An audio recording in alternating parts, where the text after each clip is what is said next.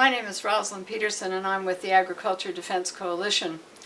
Recently, I became aware of, as of 2009, that the U.S. Navy was going to implement warfare testing in the Atlantic, the Pacific, and the Gulf of Mexico, and would decimate about 11.7 million marine mammals, fish, and other aquatic organisms within the context of warfare testing.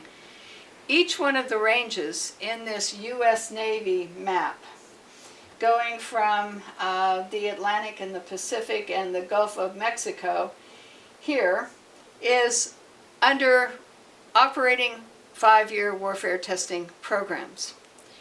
The idea behind these testing programs is to test missiles, rockets, bombs, do all kinds of sonar use, laser weapons, all kinds of weapons, a whole range. And they're being tested in every range, the 12 that are operating now. In 2012, the U.S. Navy decided that they were going to introduce new expansions of the current ranges. One is to encompass the entire area of the Gulf of Mexico down here, up through and around Florida, all the way to the state of Maine. It's a huge range. And we recently had public comment on the draft EIS for this huge range expansion. Another expansion would encompass the Mariana Islands, the Hawaiian Islands, and the Southern California range complex, all of which are conducting military operations at this time. And the third range would take Northern California, Oregon, Washington, Idaho, and Alaska and combine it into another third warfare testing range. As Senator Dianne Feinstein and Senator Boxer, in a letter to NOAA, recently stated, the Navy plans to increase the number of its exercises or expand the areas in which they may occur, and virtually every coastal state will be affected.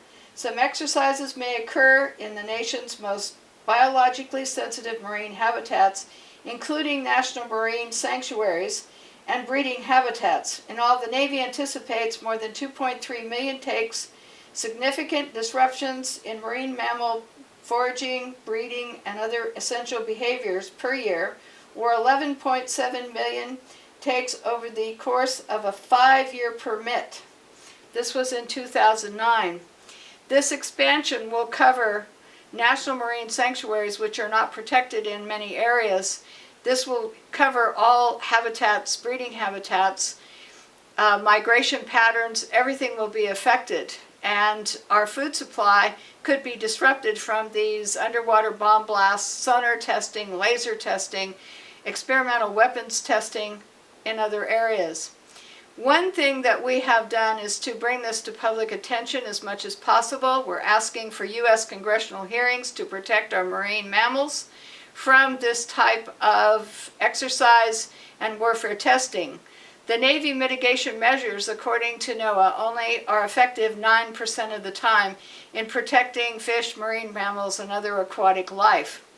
I hope that all of you will contact your U.S. congressmen, your elected officials at the state and also at the federal level as soon as possible to ask for hearings to protect these areas from increased warfare testing, which is planned in the next few years.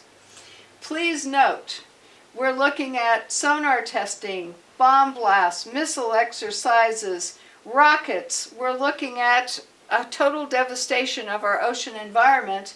And right now, I am working with many others to protect the dolphins, the whales, the seals, the sea turtles, all of these aquatic life, not just marine mammals, and we need to protect our fish as well. Please join us in helping us protect these vital resources of our ocean. Thank you very much.